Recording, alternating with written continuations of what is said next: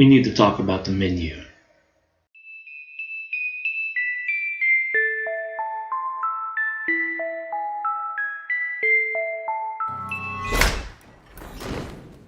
Oh boy, this movie was way better than what I was expecting, and gave me food for thought. Stop it. Get some help. That I wish to share. Spoilers for the entire movie. For those that need to refresh their memory, the menu is about a chef who decides he hates his customers, who drains the life out of his art that is cooking and they gotta die. He also feels like he wasted his life choosing this path that led him to serving these assholes who will never be satisfied, no matter how hard he tries. His staff agrees to feel the same way, so they came up with the menu that not only kills everyone, but in a nice, artful way that gives their customers one final explosive fine dining experience to end all dining experiences. Each dish on the menu gives context on why the customers are scum and don't deserve to eat his food, that he and his staff have given up their lives to perfect. That ends with the chef's most hated dish, s'mores. That is meant to end it all in burning, all-consuming, raging fire. The customers resist at first, but ultimately give up and just accept their fates, due to being isolated on the island where the restaurant is located, and the dedicated staff that wants to see them die. Only one person, the hero of the movie, gets to leave, because originally she was not supposed to be there. She orders a cheeseburger to go, which the chef finds acceptable and allows her to leave. When does art become pretentious? Does it start with the artist or with the audience? When you get down to it, Julian Solik is a cook who serves food to people. However, his food costs a lot of money, $1,250 per head to be exact, and Hawthorne doesn't allow single guests. So really, $2,500 at least to be able to eat at this expensive-ass restaurant. For that amount of money, it is not crazy to expect very good food with top-tier customer service, because your average restaurant doesn't charge anywhere close to that. And therein lies the problem. How does a restaurant justify that price point? By having the best chef cook with the best food, of course. Julian believes he is that chef, not simply because he says he is, but because he works day and night on his craft to be the very best. He even won over Lillian Bloom, the great critic slayer and decider of restaurants, with his food, so how can he not be the best chef of his time? However, the pressure to be the best has created enormous stress for him and the staff that are following the same path. For they are trying to meet the expectations of the customers he serves, and prove all their hard work was not for nothing. But that is not the only source of pressure, for Julian has an angel investor. There are two types of angel investors. One that just funds an artist's dreams and trusts their vision, and the other, the kind Julian has, expects to make a profit and be a part of the process, tainting the artist's vision on what the food experience should be. We learned this during the movie where Julian says the investor keeps making suggestions for the menu, and making substitutions on the ingredients to save money. The chef is the star, however. Their vision is what the customer ultimately cares about, not the vision of the businessman throwing money around who probably can't cook. Yes, I get the person who puts in money for the startup business should have some kind of say, but it shouldn't be over the most important part, and the whole point of what people are paying for, which is the food. I say if the investor doesn't like what the chef needs to create the food, they should have never invested in the first place. But I suspect the angel investor never cared about the food, and just wanted Julian's name to use as a brand to charge people high prices. Before I explain why I have this suspicion, I have to talk about a phenomenon I like to call the trophy paradox. The trophy paradox is when the trophy is more important than the hard work that went into earning that trophy. For example, say there is some dude named Bob living in a village. He declares he is the best chef around. The villagers say to him, "Prove it," and demand he balance it out with other chefs in surrounding towns. He agrees. Chefs from all over hear the news about Bob's claim of being the best chef and go to put that claim to the test. After a grueling cook-off, Bob does indeed win, and it is agreed he is the best chef around. The whole village is impressed. It celebrates his achievements with attention, praise, business opportunities, and rewards. He earns the respect of his fellow chefs, and trust in his opinions about food from the public. So much so that when he declares another chef's food to be good, they are rewarded with a trophy called Bob's Ladle, a symbol that tells people you are a chef good enough to earn Bob's respect. Two boys see this and are inspired to earn a Bob's Ladle for themselves, but for different reasons. Boy 1 wants to be the new best chef by earning that title. Boy 2 wants the attention and praise of being the best chef. They both train hard to make this a reality. After some time has passed, Bob is gone. Boy 2 realizes this is really hard and doesn't want to do all that work to be called the best anymore, while Boy 1 is still putting in the work. Boy 2 decides to forge a bunch of Bob's Ladle and just lie in the next town over, by telling everyone he is the new best chef. His insane amount of Bob's Ladles proves it, thus receiving all the praise, rewards, and opportunities the previous best chef got. His own village doesn't question it, because the news has already spread from the town. Meanwhile, Boy 1 is still training, and by the time he does have the skills to be called the best chef, that he earns a decent amount of Bob's Ladles on his own, no one cares, because someone has already done it and they have way more. Boy 1 cannot challenge Boy 2's claim because it seems like jealousy. And if it's true, entire villages have to admit they fell for a lie and wasted resources on a liar. Other people think, wait, am I wrong? When they are suspicious of the lie. And when the food doesn't quite match up with the claims of Boy 2's skills, they get in their own heads instead of seeing if others think the same to avoid getting clowned on. So everyone just keeps the lie going to save face. Basically, the symbol of hard work and skill becomes more important than the hard work and skill itself, despite being the reason the symbol exists in the first place. The angel investor has embezzlers in his company, which tells me this guy might not be a businessman who makes his money in honest ways. In fact, Hawthorne prices matching the prices of the most expensive restaurants in the world further tells me he is just leveraging Jillian's name, that has the title of being the best chef to justify charging such high prices. He doesn't actually care if the food Jillian makes matches that title. It just has to seem convincing enough, like the trophy in the trophy paradox. And who is going to challenge this scheme? The normal people who need serious money to even reach this restaurant on the private island? The clients who have their own reasons to pay to eat here other than eating really good food? I doubt it. But anyway, let's talk about the types of clients who eat here and their sins. Other reviewers cover why Julian hates his clients and what they represent in the destruction of his art, but I want to cover what each group did to make him that mad and his staff complicit in this murder. Starting with the old couple who has eaten here a whopping 11 times. Hawthorne is trying to create a unique special experience for the people who eat there, and these people treat this restaurant like their favorite burger joint. But the real sin here is that they can't even remember not one freaking dish from this place. Over $2,700,000 spent on wildlife getting killed for ingredients and not one memory strong enough to stick in their minds.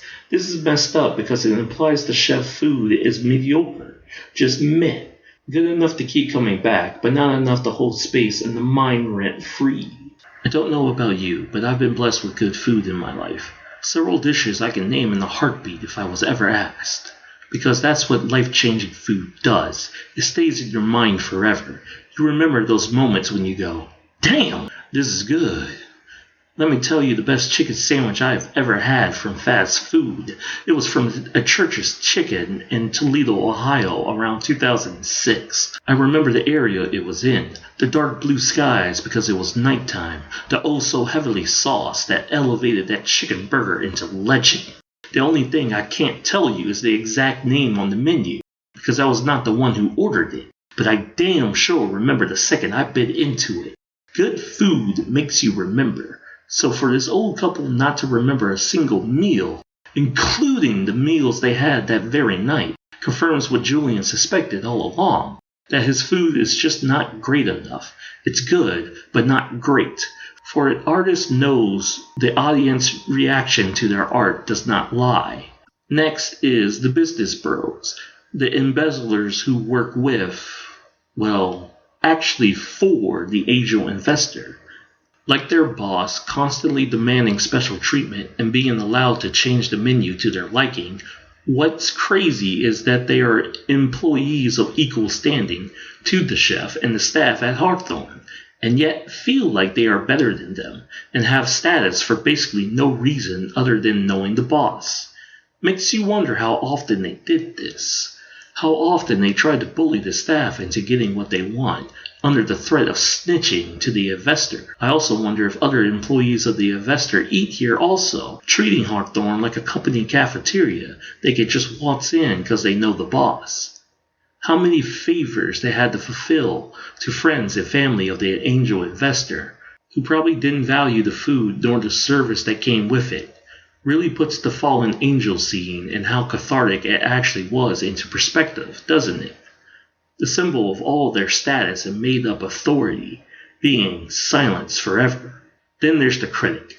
Look, I think critics actually do have a purpose. It's just people, even the critics themselves, tend to misunderstand what that purpose is. It's not to endlessly complain about the art that they are consuming or to lord their supposed authority over artists that they can make or break them. A critic's job is to give accurate information on the art as much as possible, in this case food being the art they are consuming along with their opinion for the public. So anyone who is curious about the art but not sure to take the plunge in experiencing the art themselves for various reasons that usually involves time or money, can then make an informed decision on whether or not to experience themselves. So the question now is, the critic Lillian Bloom good at her job? The answer is a resounding no. She is definitely lost in the sauce of her own hype, and the movie proves this too with the breadless bread dish. Our main character, Margot, represents the view of the common man. She immediately thinks the dish is pretentious bull hockey and doesn't even bother to engage with it. The critic, however, is complaining about the broken surface tension of a tiny dot of condiment.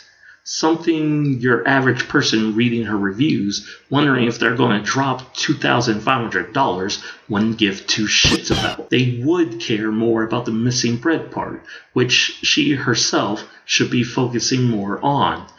The way she reviews is the type of person who misses the forest for the trees, nitpicking on small, insignificant things instead of focusing on what is important and the reason her job exists. On to the next guest, that is the actor playing an actor. We heard why Julian's pissed at him in the movie, but it doesn't really seem fair at first. But the more you think about it, the more I could see why. Julian just wanted the joy of experiencing another artist's work. He can't get that from restaurants anymore because he wouldn't be able to turn his brain off. He picked the movie because he didn't have the time to commit to other forms of time-consuming art, like TV shows or books, due to only having one day. The film he picked, however, had this guy, the actor whose acting is so bad that an amateur like Julian can tell. He is clearly not putting in enough work into their acting, as Julian does for his meals. So how does it seem fair that this actor becomes successful enough and has the free time to eat at his restaurant, while Julian puts so much work into his craft for much less? Now to the fun part. I finally get to talk about Tyler. This guy is absolutely a piece of shit. No argument there. But I think there is way more than meets the eye here. Tyler is a foodie. More specifically, a foodie who loves Julian Solik's food and claims to get his art. It may seem like he is full of it at first, with him enjoying the breadless bread dish. But later on, we all learn that he knew what was planned from the beginning, which also changes the perception of his actions during the movie up to that point. You see, the man is trying to enjoy the themes as well as the food, experiencing his favorite chef's magnum opus. An experience he clearly didn't want to miss out on and would rather die. Like, no, for real, Tyler literally would rather die than not waste another Julian Solik original dish. The audience learns in horrifying detail how Julian personally told Tyler how the entire menu was going to go down for 8 months. The implications this reveal caused. He, one, knew people were going to die and did jack shit to prevent it. 2, this man is such a hardcore fan that the chef was willing to share his fucked up plans. He straight up trusted Tyler to be there with his date. Which also implies that she is also just as much of a bad person as he is, and she was supposed to die with them, but not a hardcore fan like Tyler that she would have been willing to be there despite the breakup. And 3, Tyler is desperate to eat Julian's food, to the point he doesn't care for anyone's lives, including his own. He is willing to hire someone just to keep his seat to this table. We see more of this with the dish of man's folly. Tyler didn't even try to escape, but was trying to break in and later finish eating the leftovers the ladies left behind. He doesn't even flinch when the man deletes himself in front of him and keeps enjoying the meal. Tyler is that superfan, and Julian hates this. I truly believe Julian not only hates Tyler for bringing an outsider into his killing spree, but has always despised this man. For Tyler represents what happens when somebody does love his food. What it would look like if he was serving up food to a room full of Tylers that get his art. Constantly trying to win his approval, with reverse engineering his work and telling fellow customers his techniques. All the while not eating the food because they are too busy trying to immortalize the moment and trying to preserve it like collector's items with pictures. Normally, people who think the food is good would just eat it, be happy, and thank the chef with money. However, these types of people just can't allow the magic to happen and just be a part of the crowd. Oh no, they too must be special like the artists and make themselves a part of the art in ways that just don't matter. It is why Julian forced Tyler to cook in the kitchen, for he had enough of Tyler sucking the magic from his art from the sidelines. To teach him what it really means to be a part of the process, and not after the art/food is already made. You notice he didn't make the critic cook as well, despite nitpicking his work, because even critics know their place in the chef-to-customer dynamic. This is what led to the creation of Tyler's dish, aptly named Tyler's Bullshit, and Tyler's Ultimate Humiliation. A dish made with lamb, leek, shallot potatoes, and butter. It is made clear Tyler can't cook, and it is shown it doesn't mean anything if you know the steps but can't execute them. However, this scene bothers me big time. It would be one thing if Tyler fucked up a simple dish, but he chose a fancy dish with these ingredients. Why? Why this dish specifically? If you can't cook, why go with this kind of dish instead of something more simple like a grilled cheese? You could argue he wanted to show off, but remember in the scene Tyler was very nervous and didn't move with confidence. In fact, he moved like a complete amateur, which is strange because the guy he is trying to impress is a cook. You mean to tell me not once this guy did not practice cooking? You see, I think Tyler did practice. In fact, I would even say the dish he made meant something to him. I wouldn't be surprised if this dish was the first dish he ever had, made from the same Julian Solik. I can easily see Tyler, with heartfelt tears in his eyes, after gaining the approval of his favorite chef from tasting his dish, telling Julian that it is the first dish he served him, and how it inspired him to be a part of the cooking world, how it changed his life forever. But unlike Jeremy, who was inspired to become a chef to follow in Julian's footsteps, Tyler took a different approach, by being the biggest fan, thinking, I truly love your art, therefore I deserve your connection with you, and your respect. But the reality is, Julian owes him nothing. Tyler is ultimately a customer, not a peer, and the relationship between cook and customer is the cook makes the food, the customer pays for the food and eats it. That is it. Anything else is not a part of that dynamic. The food may have been the greatest thing ever in Tyler's life, but that does not entitle him to Julian, the man who cooked the food. So after this humiliation, the final nail is what Julian whispers into his ear, that he is a parasite that ruins his creations, and what I suspect, you do not deserve to be a part of my art. Leave. And so he does. These are the customers Julian typically serves. Customers with their various actions suck the fun out of cooking/eating for everybody else. From the indifferent to the obsessed, Julian has lost all joy in his art and feels the magic is gone. Then enters Margot. Margot not only doesn't care about Julian's art, but even calls him out on it. By demanding a cheeseburger, we see Julian smile while making it. We see his real art come out, the magic of his cooking. Because let me tell you, out of all the dishes in this movie, the cheeseburger looks the most delicious. You see, Julian lost focus on what his vision is when it comes to cooking food. An artist should never lose their vision when it comes to making art because it is what guides you.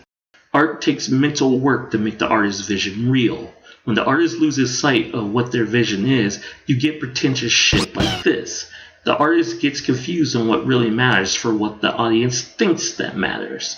But the audience can never know because they are not the artist. They can't possibly know what the artist's vision is until they experience the finished product for themselves.